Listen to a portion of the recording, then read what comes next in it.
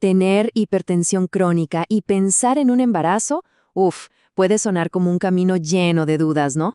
Pero la verdad es que, con el equipo de salud correcto a nuestro lado, es un viaje que se puede recorrer con mucha seguridad. Hoy vamos a explorar ese camino, paso a paso, para entenderlo mejor. Para entender por qué este tema es tan importante, empecemos con un dato fuerte. Miren, este gráfico nos muestra que los trastornos hipertensivos llegaron a ser responsables de más del 16% de las muertes maternas. Esto nos deja clarísimo que un buen manejo no es opcional, es absolutamente vital. Pero a ver, la idea no es asustar, sino poner las cosas en perspectiva. Porque la buena noticia es que esta es una realidad que está cambiando y mucho gracias a la medicina moderna.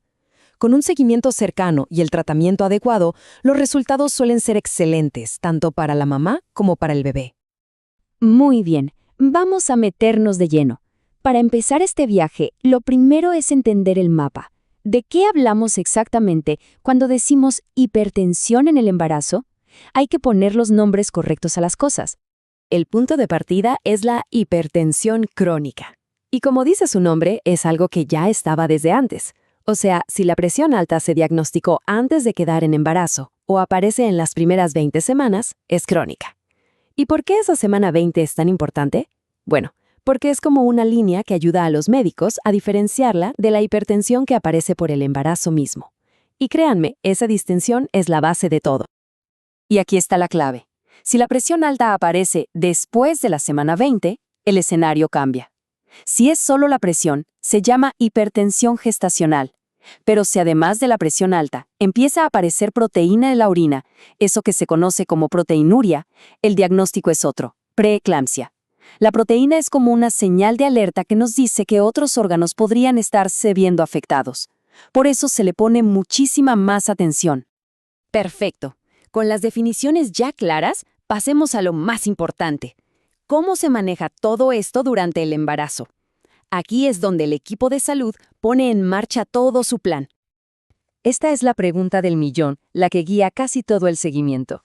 Alguien con hipertensión crónica ya tiene una condición de base, así que el riesgo de que se complique es mayor.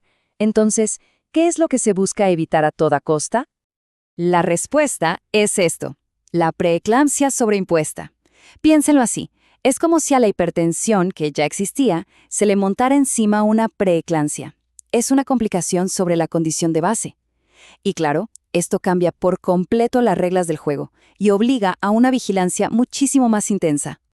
Por eso es vital saber qué buscar. Tanto el equipo médico como la futura mamá tienen que estar súper alertas a estas señales. Un aumento de repente en la proteína en la orina o en la presión. Ojo también con síntomas como un dolor que no se va en la boca del estómago, dolores de cabeza fuertes o ver borroso. Cualquiera de estas cosas es motivo para llamar al médico, pero ya. Hablemos de medicamentos, que es un tema central. No cualquier pastilla para la presión sirve durante el embarazo. Hay algunas que son seguras, como el labetalol o la alfa-metildopa, pero otras que son súper comunes, como los famosos IECA o los ARA2, están totalmente prohibidas porque le pueden hacer daño al bebé. Por eso, ajustar la medicación es una de las primeras cosas que se hacen, idealmente incluso antes de buscar el embarazo. Ahora, pasemos a la personita más importante en todo este viaje, el bebé. Protegerlo es la prioridad número 1. Y para eso hay un seguimiento constante para asegurar que todo vaya sobre ruedas. Y este seguimiento se hace de muchas formas. Desde algo tan sencillo que puede hacer la mamá en casa, como contar cuántas veces se mueve el bebé, hasta cosas más tecnológicas. Están los monitoreos para escuchar el corazón del bebé, las ecografías para ver cómo crece y cómo está el líquido amniótico, y una herramienta fundamental que es el Doppler. Miren esta frase. Suena súper técnica, ¿verdad? Bueno, se refiere a lo que se ve en ese estudio Doppler. Imaginen que el Doppler es como un radar que mide cómo le llega la sangre y los nutrientes al bebé a través del cordón umbilical. Si ese flujo no es bueno, si se ven cosas como las que dice la cita, es una señal de alerta máxima. Nos dice que la placenta quizás no está haciendo bien su trabajo.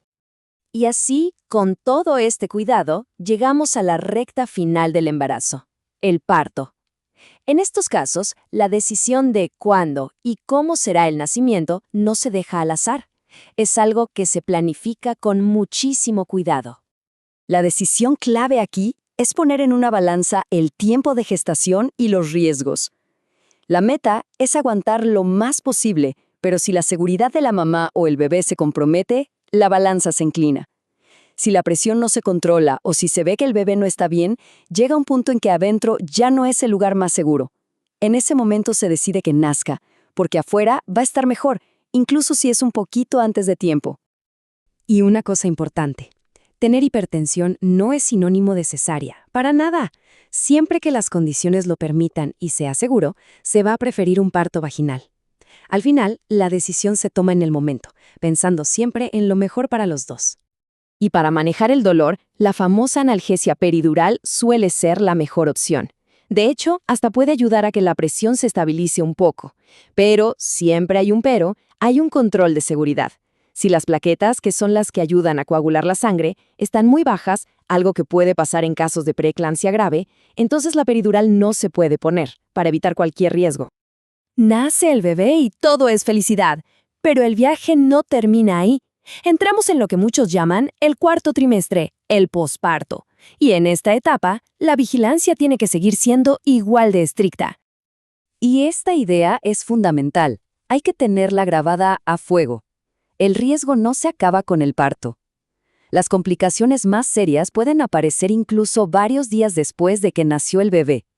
Así que no se puede bajar la guardia.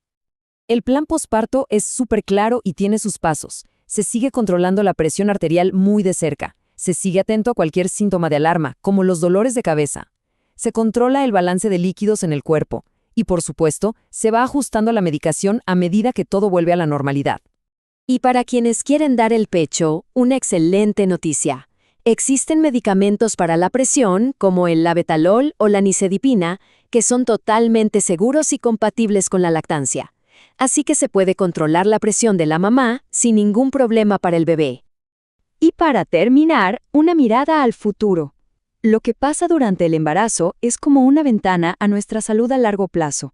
Haber tenido preeclampsia, sobre todo si fue grave, se considera una señal de alerta para el futuro, un factor de riesgo cardiovascular.